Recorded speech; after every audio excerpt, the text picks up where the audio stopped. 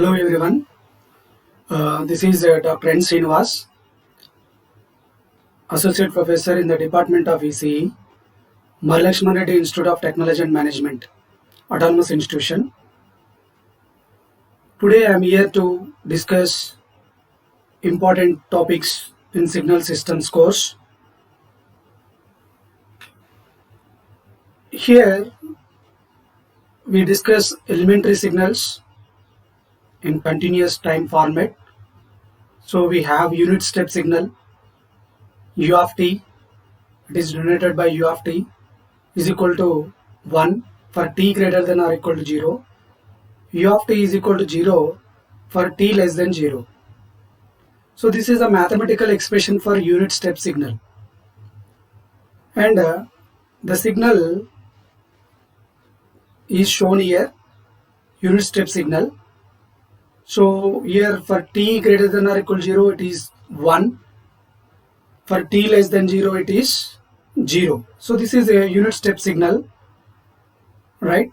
And if you see same signal in discrete time format, so U of n is the notation for unit step signal in discrete time format. So that is equal to 1 for n greater than or equal to 0. And it is equal to 0 for n less than 0. Now you can see the waveform in discrete time format, right? So at n is equal to 1, 2, 3, 4. These are the discrete times. So all the samples are having unit 1 amplitude. That is why it is unit step signal. Like in continuous also, this is unit step signal because its amplitude is unit that is 1, and come up to infinity, t is equal to up to infinity. So all the values are constant. So that's why it is unit step signal. So this is a first elementary signal. Now we see unit ramp function or signal. So this is a ramp signal, graphically we are representing, graphically shown. So this is a ramp signal. So how can we represent it in terms of mathematical expression? So ramp of t is equal to t greater than 0. So when t greater than 0, it is equal to t, means for any value of t, it is like this, right? So when ramp of t is equal to 0, when it is 0, for t less than or equal to 0, see here all the negative time values, ramp of t is equal to 0. So this is a ramp signal, and its slope is unity or 1. So that's why it is a unit ramp. And an alternative expression for unit ramp is t into u of t, where u of t indicates that one unit step signal. So the unit ramp function is the integral of the unit step function, right? Unit ramp function is the integral of unit step function. It is called unit ramp function because for positive t, its slope is 1 amplitude unit per time. That's why this is unit ramp signal. Now unit impulse function. So this is one of the important elementary signals, right? So here unit impulse function is shown, right? And mathematically it can be written as delta of t is equal to 1 when t is equal to 0, delta of t is equal to 0 when t not equal to 0. So you can see here, when t is equal to 0, signal is existing. But when t is not equal to 0, either positive side or negative side, so delta t is 0. So this is a representation of signal graphically. The area under any impulse is called its strength or weight. It is represented graphically by a vertical arrow because it is a continuous time format. An impulse with a strength of 1 is called unit impulse. And a unit impulse function is the derivative of the unit step function, or unit step is the integral of unit impulse function. So this is a very important statement. unit impulse function is the derivative of unit step, and unit step is the integral of unit impulse function. So derivative opposite is integral, right? So this is about unit impulse function. Now we have some properties of impulse function or impulse signal. One is sampling property, because sampling property is very important for the conversion of continuous to discrete.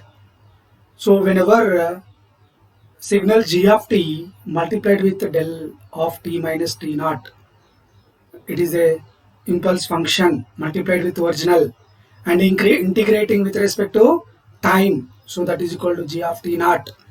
So this is t naught is a time instant, because it is a t naught coming from the shifted version of the impulse function. This t naught indicates one particular specific time.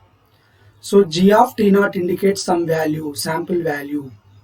So whenever impulse signal is multiplied with original signal g of t, and if you integrate it with respect to time, you will get g of t naught.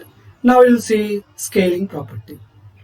Del of a into t minus t naught, where a indicates multiplication factor, scaling factor, that is equal to 1 by mod a del of t minus t naught. So whatever you multiply a, that is coming here. So there is no effect on the time. So that is why scaling property is not applicable to discrete time, okay, signals, because if you see here, if you are multiplying constant some factor with the time, but there is no effect here, right? And one more property, replication property. So here g of t is multiplied with the del of t, so it gives the same original signal g of t. So this is a operator, right? So if when you convolute del of t, g of t with del of t, you will get same g of t.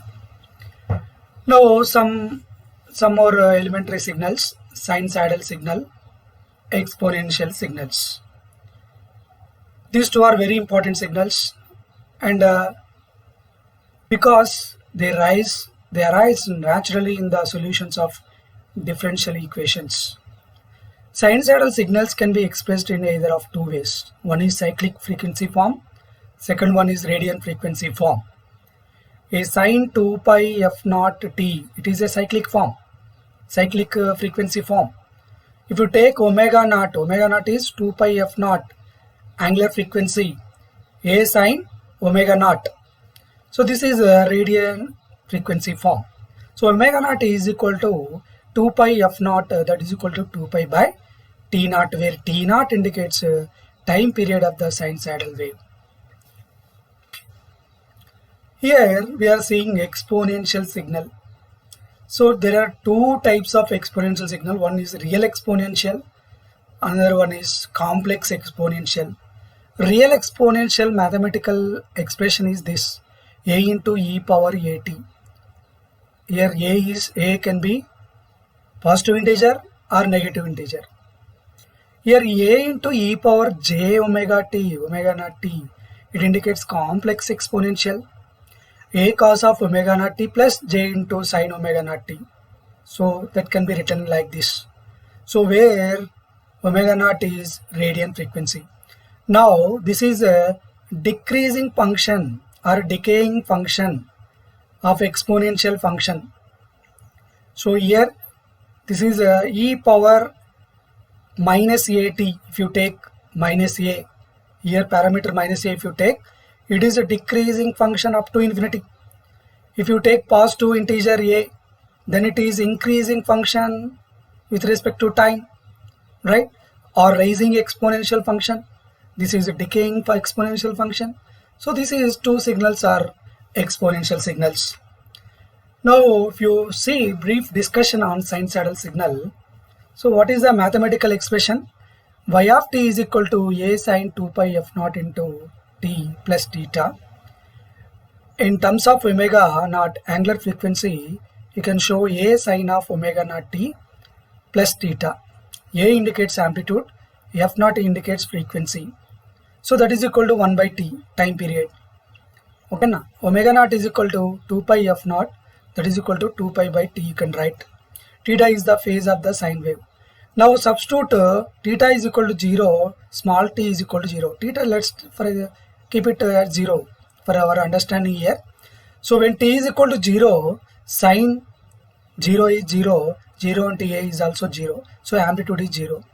Now when t increases from 0 to pi, then its value, sine values also increases up to maximum a. When it is maximum, at t is equal to pi by 2. So sine 90, 1. So 1 into a, maximum value is a. Then again at t is equal to pi 0, 2 pi is equal to 0, 3 pi is equal to 0, and so on. Finally, what is your observation from this figure? Sinusoidal signal is passing through origin because t is equal to 0, sine 0 is equal to 0. And the time period can be calculated. It is a period of from peak to peak amplitude, difference between peak to peak amplitude, or period from time starting from this peak to this peak, or complete full cycle period is also called as time period. Now if you see sinusoidal signal, now cosinusoidal signal. Now y of t is equal to a cos 2 pi f naught into t. Now we can show it f naught into t is this is a cos term, so we can represent in sine also.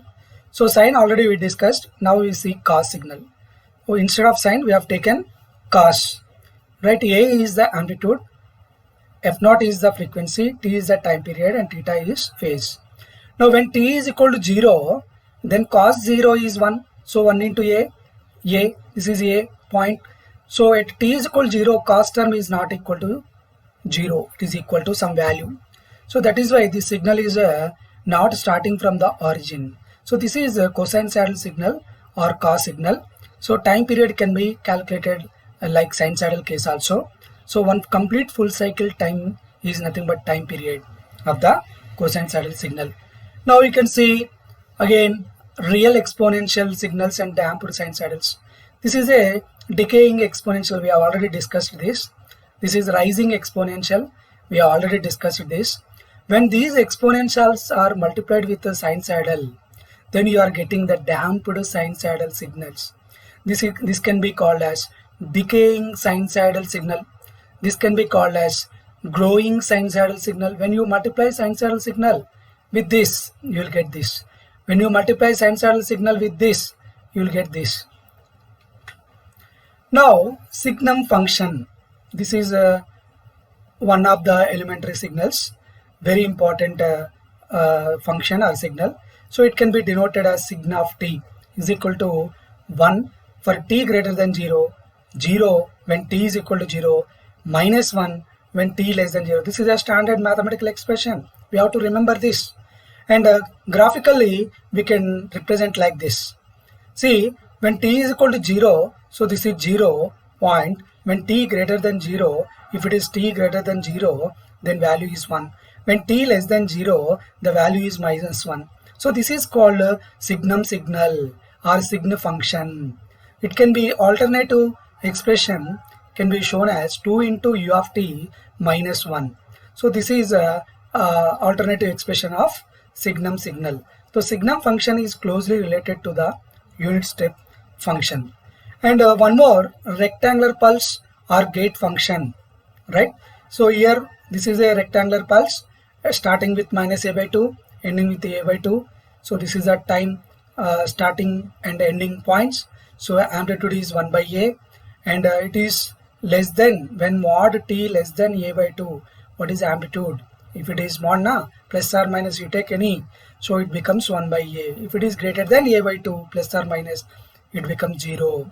So this is called a rectangular pulse equation or expression, and this can be signal. This is a signal. Now if you see unit triangle function, so this is a triangle signal. Okay, so a triangle pulse whose height, this is height, or height and area are both 1, but its base width is not. This base width is 2 here. It is called a unit triangle function. The unit triangle is related to the unit rectangular through an operation is called convolution. And a sync signal. This is a sync signal mathematical expression. Sinc of t is equal to sin pi t by pi t. This is the standard mathematical expression. If you take sine some constant k pi t, definitely there should be a k pi t in the denominator. So whatever the parameter inside of sine, that parameter should be there here. So this is the graphical representation of sinc signal, and this sinc signal consists of one major lobe and these are all minor lobes. So there are infinite number of minor lobes, one major lobe, but we avoid all other minor lobes because 95% of the power is occupied by main lobe, but only 5% of the power is occupied by the minor lobes. So we can avoid for easy analysis. Thank you one and all for listening this session, and thank you for your patience. If you have any doubt, please contact me. So this is my mail ID srinivas.nalagonda@mlritm.ac.in, and have a nice day. Thank you all.